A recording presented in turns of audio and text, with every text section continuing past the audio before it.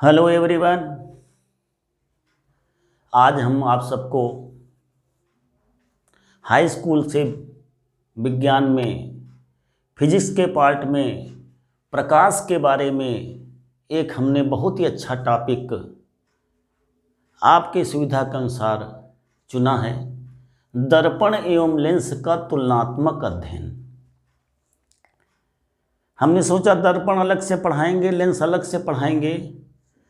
आपके पास टाइम इस समय बोर्ड परीक्षा के हिसाब से थोड़ा सा कम है, इसलिए हमने एक आपकी सुविधा के लिए ऐसी सेटिंग की है कि दर्पण और लेंस आपको पूर्ण रूप से कंप्लीट हो जाएंगे थोड़े समय में। आसानी से हमने इसमें लिया है कि दर्पण लेंस के बारे में, प्रकाश के बारे में सभी लोग जानते हैं कि एक प्रकार की ऊर्जा है जिसका विकिरण हमारी आँखों में संवेदना उत्पन्न करके वस्तुओं को दिखाने में सहायक होता है, जिससे वस्तुएं हमें दिखाई देती हैं। सामान्य सी बात है प्रकाश के बारे में। मुख्य बात जो प्रकाश के बारे में है कि प्रकाश हमारी तरंग कैसी है। पहली बात जो हम आपको प्रकाश के बारे में जो प्रकाश लिख दिया है, प्रकाश हमारी अनुदैर्ध्य तरंग होती है। वैकल्पिक प्रश्नों में प्रायः पूछ लिया जाता है कि प्रकाश की तरंग किस प्रकार की तरंग होती है, तो अनुप्रस्थ नहीं होती, अनुदैर्ध्य तरंग होती है। दिमाग में रख लीजिए। इस बार 20 क्वेश्चंस आपके जो है मल्टीपल चॉइस क्वेश्चन भी आएंगे। हम आपको जो भी इसमें बताएंगे सभी क्वेश्चन आपके मिल जाएंगे। इनके न्यूमेरिकल से संबंधी हम अगला वीडियो आपको दे देंगे टॉप 5 के, जो कि बोर्ड में मिल जाएंगे। तो प्रकाश अनुदैर्ध्य तरंग है। तुलनात्मक अध्ययन की जब हम बात करते हैं तो सबसे पहले हमने लिया है दर्पण और लेंस में समतल, उत्तल और अवतल। ये जिज्ञासा उत्पन्न होती है कि समतल दर्पण होता है, प्रायः घरों में हम देखते हैं। उत्तल दर्पण भी होता है, अवतल दर्पण भी होता है। समतल लेंस भी होता है, उत्तल लेंस भी होता है, अवतल लेंस होता है। इन्हीं चीज़ों में जहाँ जैसी आवश्यकता है जिस चीज़ की, उसका हम तुलनात्मक अध्ययन करेंगे। समानता है, आपको ध्यान रखना है कि दर्पण और लेंस की समानताएं बताए चलेंगे। अगर डिफरेंस है तो डिफरेंस आप समझिएगा कैसे है। तो सबसे पहले हम बात करते हैं कि दर्पण की। तो समतल दर्पण हमारा जो है एक भाग में हम कलई कर देते हैं, एक बार हमारा चमकदार रहता है। ये हमारा अवतल हो गया और ये हमारा हो गया उत्तल दर्पण में। ये हो गया हमारा समतल दर्पण। क्लियर? ये हमारा उत्तल लेंस हो गया। और अगर अवतल लेंस हम बनाते हैं तो देख लो, हम बना देते हैं आपको क्लियर करके।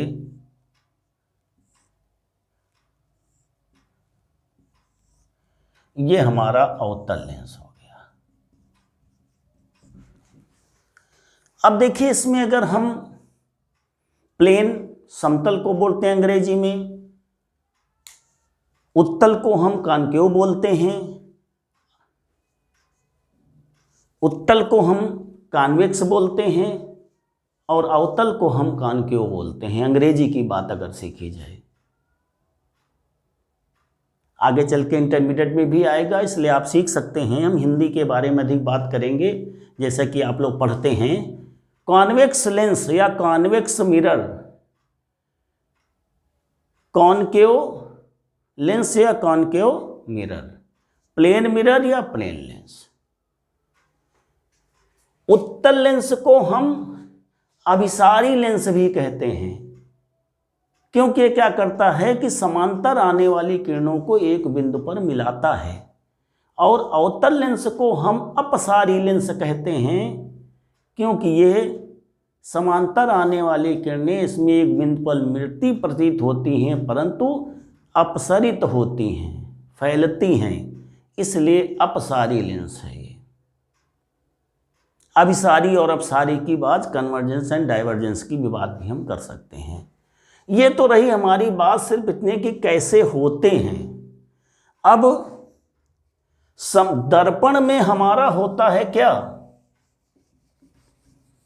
परावर्तन। और लेंस में हमारा होता है अपवर्तन। ये जैसे है हमारा दर्पण, हमने एक आपके जो है आपतित किरण दी तो दूसरी हमारी चली गई क्या, उसी माध्यम में वापस दूसरे माध्यम से टकरा करके उसी माध्यम में वह किरण का वापस हो जाना परावर्तन कहलाता है। इसमें अगर हम अभिलंब खींच दें तो ये कोण और ये कोण आपस में बराबर होंगे। ये हमारा होगा आपतन कोण और ये हमारा होगा परावर्तन कोण। अब आपतित किरण, परावर्तित किरण, अभिलंब तीनों एक तल में हैं। आपतन कोण परावर्तन कोण आपस में बराबर हैं। इन्हें ही हम परावर्तन के नियम कहते हैं। आपको बहुत ढंग से हम बता रहे हैं बात। दर्पण में परावर्तन होता है, कैसे होता है, जब कोई भी किरण एक माध्यम से आपतित होकर के दूसरे माध्यम में टकराकर पुनः उसी माध्यम में वापस लौट आती है तो उसे हम क्या कहते हैं, परावर्तन कहते हैं। आपतित किरण तथा अभिलंब के बीच के कोण को आपतन कोण कहते हैं। परावर्तित किरण तथा अभिलंब के बीच के कोण को परावर्तन कोण करते हैं। जो बाहर निकल रही है परावर्तित किरण, ये आपतित किरण है। क्लियर। अगर कोई किरण अभिलंबवत आपतित हो तो जैसे केवल अभिलंबवत अगर कोई किरण आपतित होती है तो जिस मार्ग से जाएगी उसी मार्ग में फिर वापस लौट आएगी। इसके मतलब इसमें आपतन कोण और परावर्तन कोण 0 डिग्री होंगे। एक प्रश्न आपका बना कि आपतित किरण अगर अभिलंबवत है तो उसका मार्ग क्या होगा, उसी मार्ग में वापस लौट आएगी। आपतन कोण परावर्तन कोण कितने होंगे, 0 डिग्री होंगे। परावर्तन के नियम समझ लेते हैं। अब अभी हमने बताया कि आपतन कोण परावर्तन कोण आपस में बराबर होते हैं। आपतित किरण, परावर्तित किरण तथा विलंब तीनों एक तल में होते हैं। ये रही आपकी परावर्तन मीन्स रिफ्लेक्शन की बात, अंग्रेजी में बात करें। अब बात करते हैं रिफ्रैक्शन की, अपवर्तन की। अपवर्तन में क्या होता है आपका,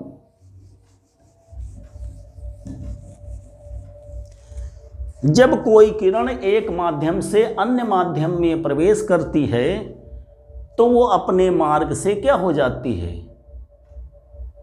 अपने मार्ग से हट जाती है, विचलित हो जाती है। उसे हम अपवर्तन कहते हैं।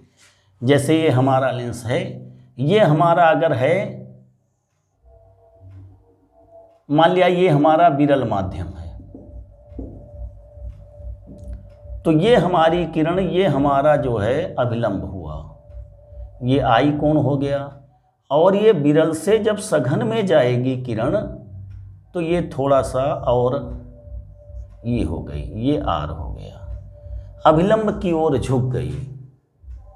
इसका मतलब जब अपवर्तन हमने बताया आपको, उसमें परावर्तन बताया, इसमें अपवर्तन बता रहे हैं। जब कोई प्रकाश किरण एक माध्यम से दूसरे माध्यम में जाती है तो अपने मार्ग से विचलित हो जाती है या हट जाती है, जिसे हम रिफ्रैक्शन या अपवर्तन कहते हैं।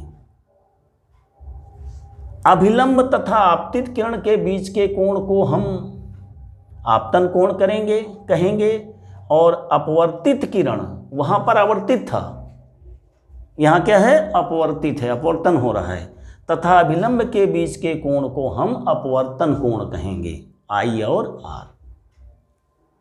दूसरी बात है, जब कोई किरण विरल से सघन में जाएगी तो अभिलंब की ओर झुकेगी, और जब विरल से सघन में जाएगी, जब सघन से विरल में जाएगी तो अभिलंब से दूर हटेगी।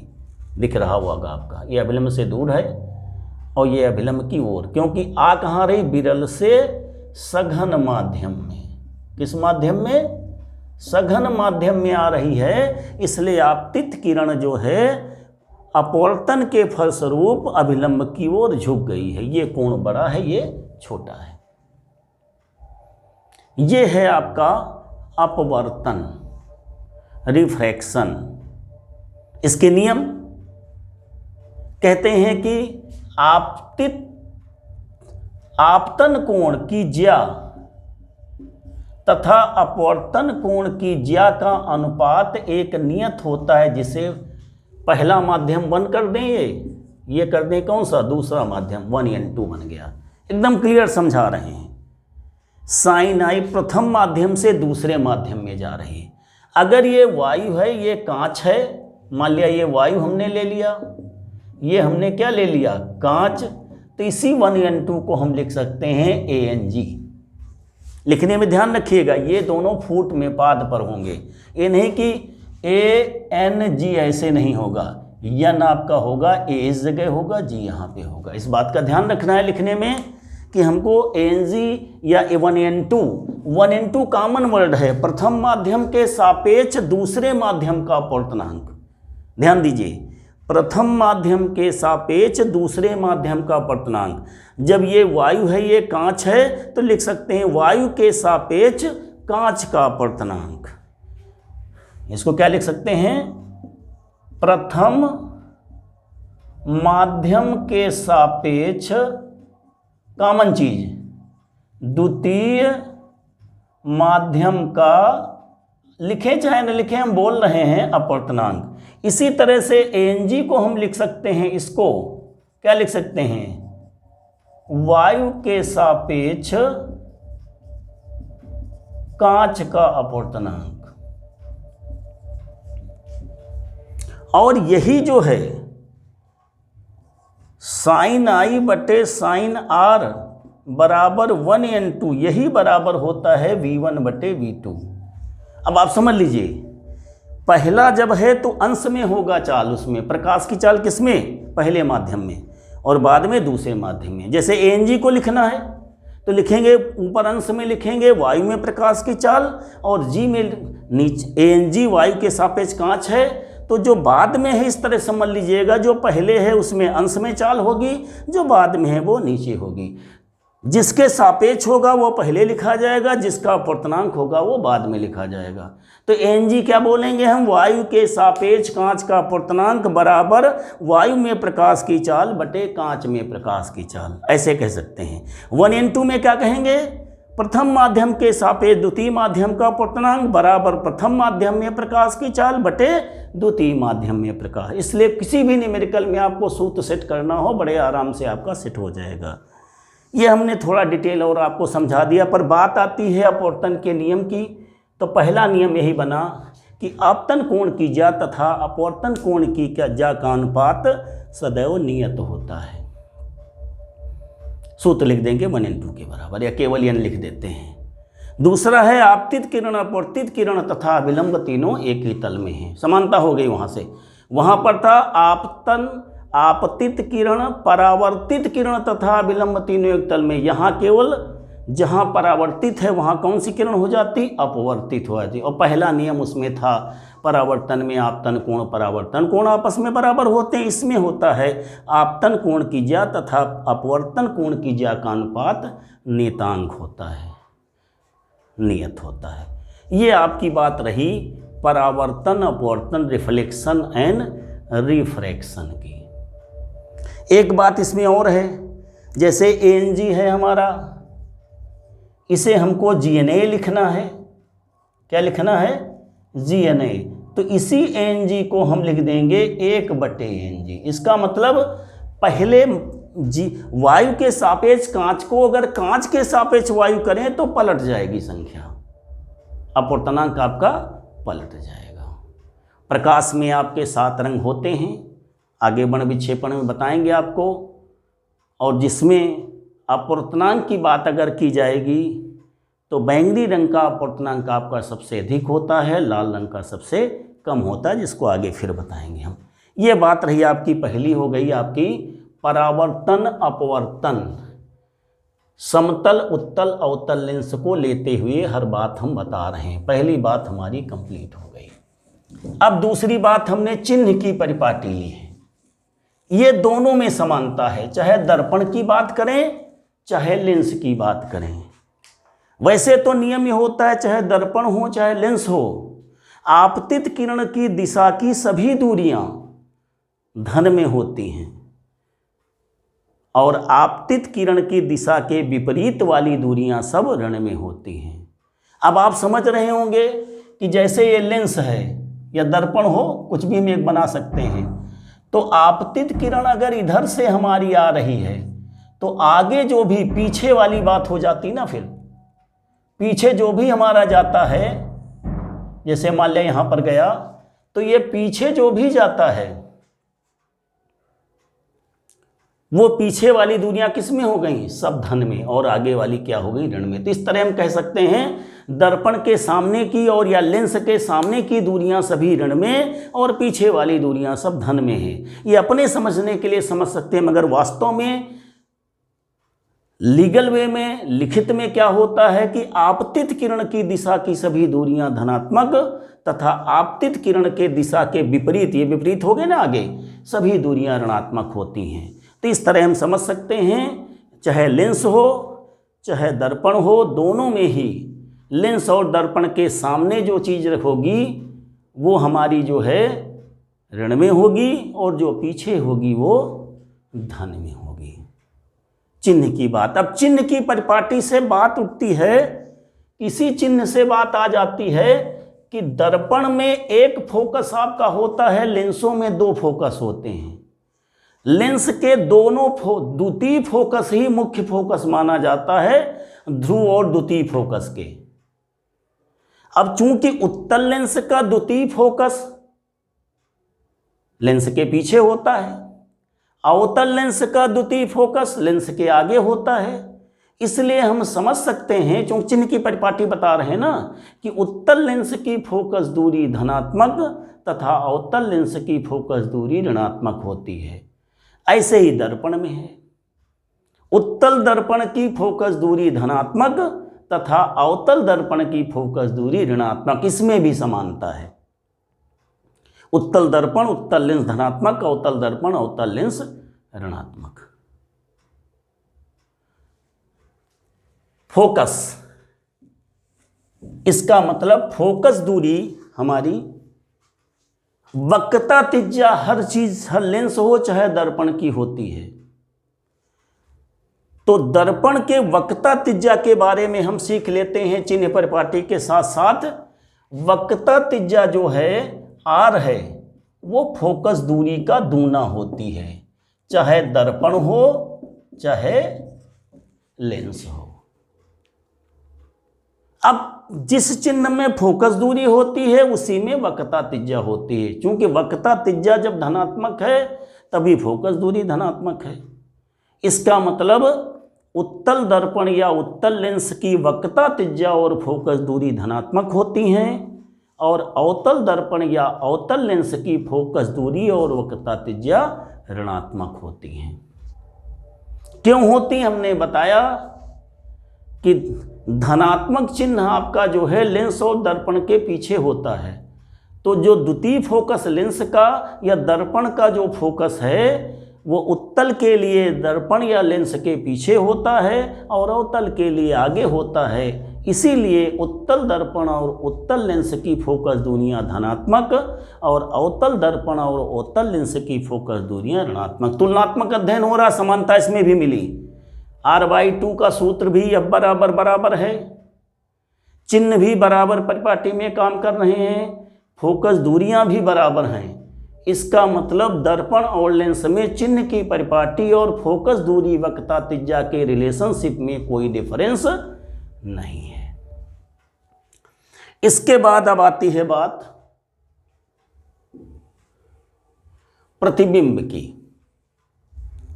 अब प्रतिबिंब की बनने की व्यवस्था भी लेंस और दर्पण की समान है। कैसे?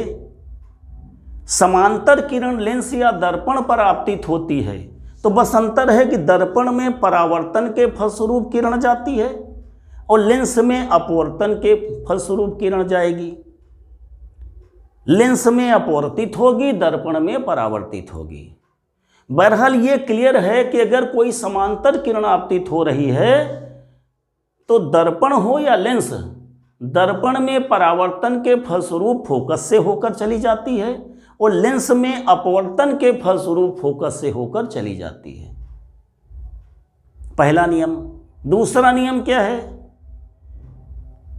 कि वक्रता केंद्र से प्रकाश किरण, चाहे दर्पण हो चाहे लेंस हो, जाने वाली किरण, आपतित किरण अपवर्तन या परावर्तन के फलस्वरूप उसी मार्ग में सीधे चली जाती है। अब उसका उल्टा समझ सकते हैं, किन्हीं दो को लगाते हैं प्रायः प्रतिबिंब बनाने में। अगर कोई किरण फोकस से आपतित हो रही है तो समांतर हो जाएगी।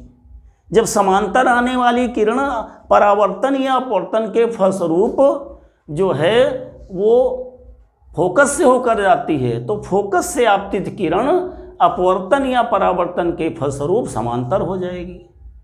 अब इन तीनों नियमों में किन्हीं दो का प्रयोग करके हम प्रतिबिंब बना लेते हैं। अब प्रतिबिंब बनते कैसे हैं, ये तो सामान्य सी बात रही, हम पूरी उस परिपाटी में नहीं जा रहे हैं, मेन टॉपिक में आ रहे हैं कि प्रतिबिंब आपके कैसे बनते हैं। तो दर्पण और लेंस में प्रतिबिंब बनाने के नियम तो क्लियर हैं, पर अंतर क्या है? दर्पण में जो उत्तल काम करता है वही लेंस में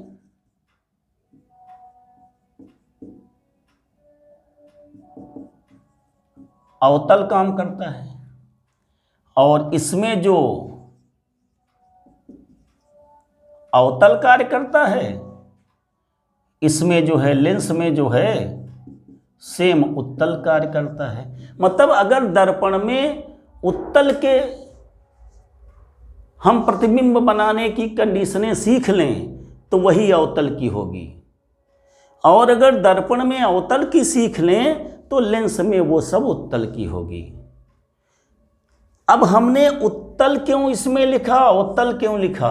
दर्पण में उत्तल लेंस से जो प्रतिबिंब बनता है, चाहे वस्तु को कहीं भी रखें, सदैव सीधा बनेगा, आभासी बनेगा और वस्तु से छोटा बनेगा। वही कंडीशन अवतल लेंस में है। चाहे जहां हम आगे वस्तु को रखें, अवतल लेंस द्वारा बना प्रतिबिंब सदैव आपका सीधा होगा, आभासी होगा और वस्तु से छोटा होगा। तो ये कंडीशन एक है, सिंपल।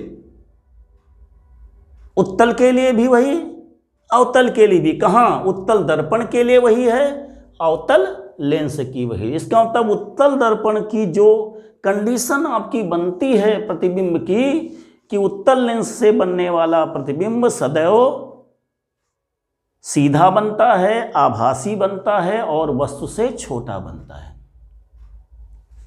अवतल में भी वही कंडीशन है जो इसमें उत्तल दर्पण की, वही अवतल दर्पण में, अवतल लेंस में, अवतल लेंस से बना प्रतिबिंब सदैव सीधा, आभासी वस्तु से छोटा बनता है।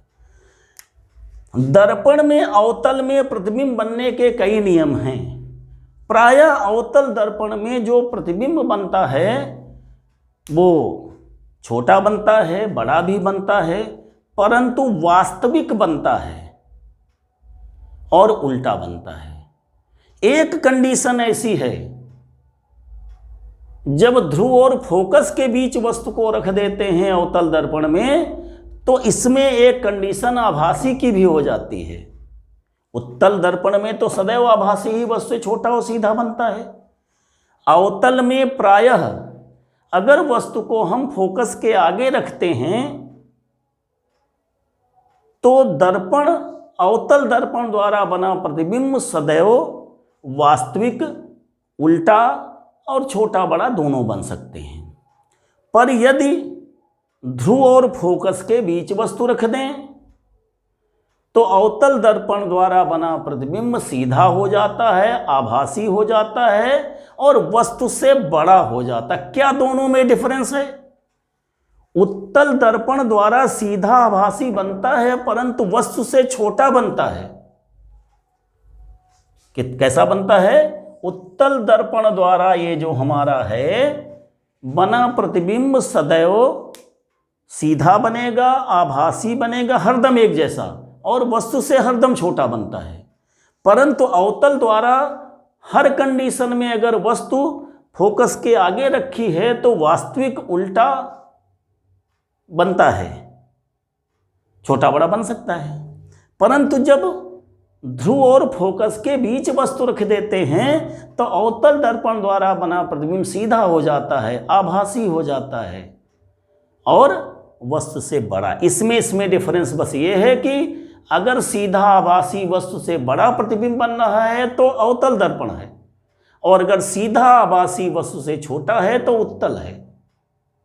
और वास्तविक और उल्टा है, छोटा बड़ा, तब तो निश्चित है कि अवतल है। यही सेम कंडीशन उत्तल की है, उत्तल लेंस की। फोकस के आगे वस्तु को रखेंगे तो उत्तल लेंस द्वारा सदैव प्रतिबिंब वास्तविक और कैसा बनेगा, उल्टा बनेगा, छोटा बड़ा बन सकता है। कभी बड़ा बनेगा, कभी पहले छोटा बनेगा, फिर बड़ा बनता जाएगा जैसे जैसे हम लेंस की ओर आएंगे। परंतु अगर इसमें भी ध्रुव और फोकस के बीच में वस्तु रख दें जैसे अवतल में थे, तो इसमें भी आपका वस्तु से बड़ा प्रतिबिंब बन जाएगा और सीधा बन जाएगा और आभासी बन जाएगा। कहने मतलब इसमें दोनों कंडीशनों में जब सीधा बनता है प्रतिबिंब, आभासी बनता है प्रतिबिंब, परंतु क्या होता है, वस्तु से बड़ा होता है। इसमें क्या है, उत्तल और उत्तल दर्पण अवतल लेंस में सदैव सीधा आभासी बनता मगर वस्तु से छोटा। ये दोनों का डिफरेंस है। बहुत इंपॉर्टेंट चीज हमने आपको बताई है। क्या डिफरेंस है कि इसमें अवतल लेंस और अवतल दर्पण और उत्तल लेंस में जब ध्रुव और फोकस के बीच वस्तु रखते हैं तो सीधा आभासी वस्तु से बड़ा प्रतिबिंब बनता है। केवल एक कंडीशन है, और इसमें परमानेंट बनता है, चाहे उत्तल दर्पण हो। हमने कहा ना, उत्तल वाली चीज़ें दर्पण की सब अवतल से मेल खाती हैं लेंस से, और अवतल दर्पण की सब चीज़ें उत्तल लेंस से समानता में होंगी, समान। कहने मतलब जब हम तैयार कर लेंगे उत्तल दर्पण को तो समझें अवतल लेंस तैयार कर लिया। अगर हमने अवतल लेंस तैयार कर लिया तो अवतल दर्पण तैयार कर लिया तो समझो उत्तल लेंस तैयार कर लिया। Same condition. इनके दोनों के आभासी में डिफरेंस क्या है, हमने बताया कि इसमें सीधा आभासी बड़ा बनता है। इन दोनों में कब बनता है, जब वस्तु को ध्रुव और फोकस के बीच रखते हैं, और इनमें दोनों में चाहे जहां वस्तु को रखें दर्पण या लेंस के सामने, सदैव सीधा आभासी और वस्तु से क्या बनता है, छोटा बनता है। ये अब बात आई, हम बार बार आभासी और वास्तविक की बात कर रहे हैं प्रतिबिंब की, तो क्लियर होना चाहिए ये दोनों में डिफरेंस है। दर्पण में आभासी प्रतिबिंब सदैव दर्पण के पीछे बनता है।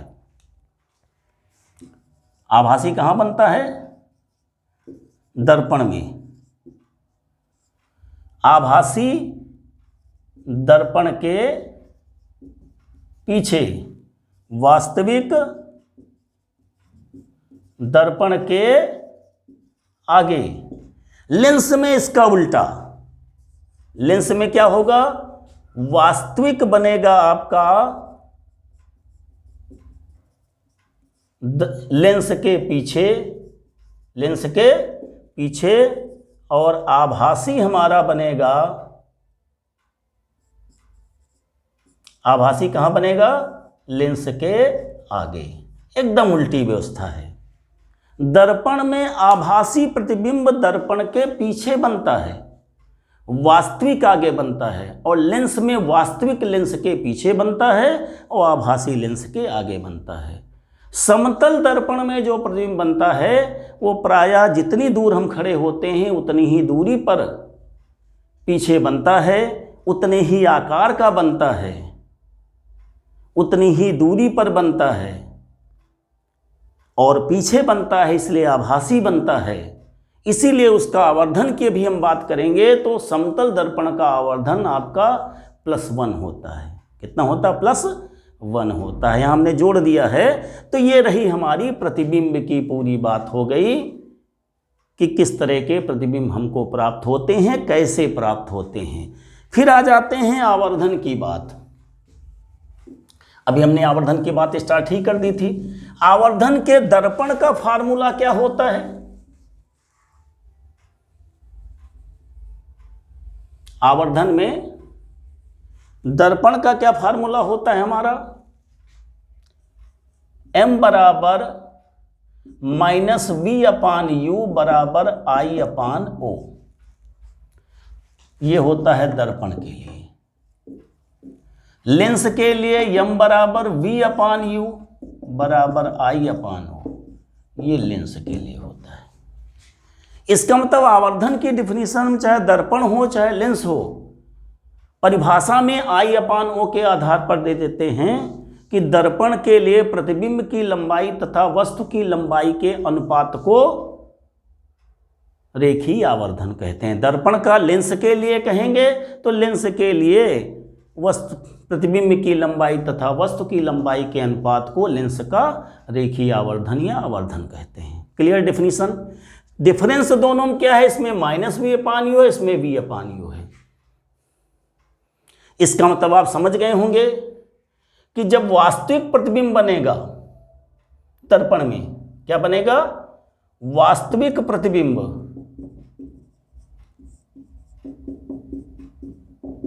वास्तविक प्रतिबिंब के लिए क्या होगा, वास्तविक प्रतिबिंब कहां बनता है, दर्पण का आगे बनता है, वस्तु भी रखी जाती है आगे। जब दोनों समान चिन्ह में होंगे तो वास्तविक प्रतिबिंब के लिए यम क्या होगा, निगेटिव होगा। इस तरह समझ सकते हैं, दर्पण में वास्तविक प्रतिबिंब के लिए आवर्धन क्या होगा, ऋणात्मक होगा। अब वास्तविक प्रतिबिंब बनता कैसे है, सदैव उल्टा बनता है। तो ऐसा भी कह सकते हैं, उल्टे प्रतिबिंब के लिए या वास्तविक प्रतिबिंब के लिए दर्पण के लिए रेखीय आवर्धन निगेटिव होता है। यही जब आभासी के लिए हम आ जाएंगे, किसके लिए, आभासी प्रतिबिंब के लिए, तो यम बराबर हमारा होगा पॉजिटिव। आभासी मीन्स सीधा प्रतिबिंब हो, सीधे प्रतिबिंब के लिए कह सकते हैं, आभासी के लिए कह सकते हैं, या दर्पण के पीछे बने प्रतिबिंब के लिए आवर्धन पॉजिटिव होता है। क्या होता है, पॉजिटिव। वास्तविक प्रतिबिंब के लिए या उल्टे प्रतिबिंब के लिए या दर्पण से आगे बने प्रतिबिंब के लिए, दर्पण की बात कर रहे हैं, गलती से अगर कहीं लेंस बोल समझ, अभी दर्पण की बात कर रहे हैं हम। दर्पण में वास्तविक प्रतिबिंब के लिए यम निगेटिव होता है, ये वास्तविक प्रतिबिंब वही बात हुई। लेंस दर्पण के आगे बने प्रतिबिंब की बात कहें तब भी वही बात हुई, और दर्पण में उल्टे बने प्रतिबिंब की बात करें तब भी यम बराबर निगेटिव। अब आभासी सीधा बनता सदैव, सीधे प्रतिबिंब के लिए कहें, आभासी के लिए कहें, या दर्पण के पीछे बने प्रतिबिंब के लिए कहें, तो यम सदैव क्या होता है, पॉजिटिव होता है। अब इसमें आते हैं लेंस में। लेंस में वास्तविक प्रतिबिंब के लिए क्या होगा हमारा, यम आपका वास्तविक प्रतिबिंब अगर लेंस के लिए बनता है तो पीछे बनता है, तो यम इसका क्या होता है, निगेटिव न होकर के, हाँ निगेटिव होता है। क्या होता है, क्योंकि वी अपान यू सूत्र है, आपको मालूम है कि यू आगे होगा और वास्तविक प्रतिबिंब पीछे बनेगा, इसलिए निगेटिव होता, सेम कंडीशन है।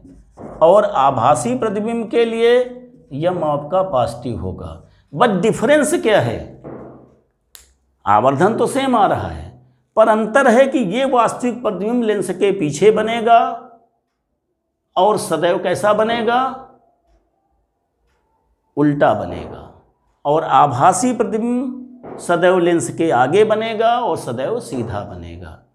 इस तरह से हम आवर्धन के बारे में इसको सीख सकते हैं पूरा कि m बराबर दर्पण के लिए माइनस वी अपान यू बराबर आई अपान वो, और लेंस के लिए m बराबर वी अपान आई अपान वो। अगर वास्तविक प्रतिबिंब बन रहा है, इसका मतलब वो लेंस के पीछे बन रहा है, मीन्स उसका आवर्धन अगर निकालेंगे तो निगेटिव निकलेगा, क्योंकि यू ऋण में होगा, वी पॉजिटिव होगा तो माइनस में आएगा। इसी तरह से इसमें अब लंबाई की बात हमने की, तो लंबाई को धन ऋण कब लेंगे, तो जैसे कि आपका ऊपर ये वस्तु है तो ये धन में ली जाएगी, और जब नीचे है मतलब एक्स अक्ष के ऊपर वाले सब धन में लिए जाएंगे और नीचे वाले क्या लिए जाएंगे, उल्टा वाले। कहने मतलब उल्टा बनेंगे तभी तो नीचे की तरफ बनेंगे। तो उल्टे जब प्रतिबिंब बनेंगे तो आपके एक्स अक्ष के नीचे होंगे, मीन्स ऋण में होंगे, और जब ऊपर होंगे वस्तु की लंबाई या प्रतिबिंब की लंबाई, तो आपकी जो है धन में ली जाएगी। इसकी भी चिन्ह के बारे में बता दिया हमने, वस्तु की लंबाई और प्रतिबिंब की लंबाई। यदि एक्स अक्ष के ऊपर है मीन्स सीधा है, और अगर उल्टा हो जाएगा तो आपका ऋण में हो जाएगा, सीधा धन में उल्टा ऋण में। कहने x अक्ष के ऊपर वाली लंबाई धन में, x अक्ष के नीचे वाली लंबाई ऋण में। क्लियर हो गया आपको? वक्रता त्रिज्या हमने पहले ही क्लियर करवा दिया। अब हमारे लास्ट में बच रहे हैं दोनों के सूत्र, लेंस का सूत्र और दर्पण का सूत्र। लास्ट चीज हमारी आ रही है।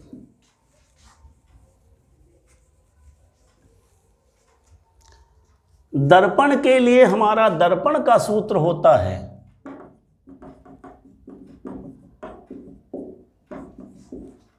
1/v + 1/u = 1/f। लेंस का सूत्र होता है, जिसे मेयर का भी सूत्र कहते हैं, वैसे लेंस का सूत्र होता है 1/v - 1/u = 1/f। दोनों में डिफरेंस है, देखिए एक प्लस है एक माइनस है। आवर्धन में भी सूत्र में डिफरेंस था, m बराबर -v/u था, ये आपका m बराबर v/u था। UVF, U लेंस से वस्तु की दूरी, लेंस के लिए इस तरह कह सकते हैं, लेंस या दर्पण के लिए U लेंस और दर्पण से वस्तु की दूरी है, V लेंस और दर्पण से प्रतिबिंब की दूरी है, F लेंस और दर्पण से क्या है, फोकस दूरी है। कहने मतलब UVF दोनों चिन्ह में बराबर हैं। U हरदम लेंस या दर्पण से वस्तु की दूरी होगी, V हरदम लेंस और दर्पण से प्रतिबिंब की दूरी होगी, और F लेंस या दर्पण की फोकस दूरी। फोकस दूरी हम पहले ही बता चुके हैं कि उत्तल लेंस या उत्तल दर्पण की फोकस दूरी धनात्मक और अवतल लेंस या अवतल दर्पण की फोकस दूरी ऋणात्मक होती। पक्की बात हो गई। वस्तु सदैव आगे रखी जाती है प्रायः, इसलिए U को हरदम ऋण में लेंगे, और V डिपेंड करेगा आपका कि पीछे अगर बनेगा, दर्पण में पीछे बनेगा या लेंस में पीछे बनेगा तो आपका धन में होगा, अगर आगे बनेगा तो ऋण में आएगा। अब आगे कब बनता है अभी हम बता चुके हैं। दर्पण में प्रतिबिंब आगे आपका वास्तविक बनता है और पीछे आभासी बनता है, लेंस में वास्तविक पीछे बनता है, आभासी आगे बनता है। इसका हम न्यूमेरिकल में हम प्रयोग करेंगे। इस तरह से ये दर्पण और लेंस का आपका पूरा तुलनात्मक अध्ययन हो गया। प्रतिबिंबों के बारे में भी, आवर्धन के बारे में, लेंस दर्पण बनते कैसे हैं, परावर्तन अपवर्तन हो गया आपका, आवर्धन हो गया। इस तरह से आपके स्तर की जितनी भी चीज़ें थी, और डिटेल में बहुत है, मगर आपके स्टैंडर्ड के हिसाब से जितना आवश्यक था हमने आपको छोटे से वीडियो में आपको बताने का प्रयास किया। आपको निश्चित समझ में आएगा। आप हमारे अगले वीडियो के लिए इंतजार करते रहिएगा। हम आगे आपको टॉप 5 क्वेश्चन इसी लेंस और दर्पण से संबंधी बताएंगे। थैंक यू, धन्यवाद।